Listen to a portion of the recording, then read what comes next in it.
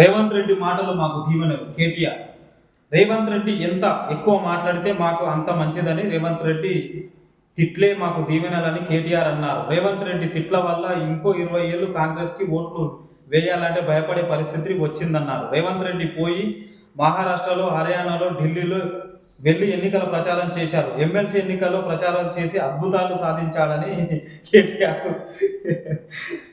అమ్మాయి ఇంత కామెడీ అంటే చూడండి.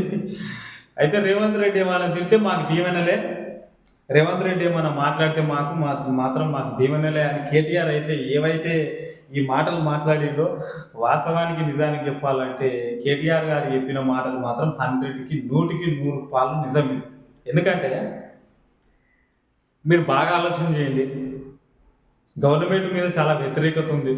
రెండోది ఎంతసేపు బీఆర్ఎస్ గవర్నమెంట్ మీద వడి వస్తున్నారు.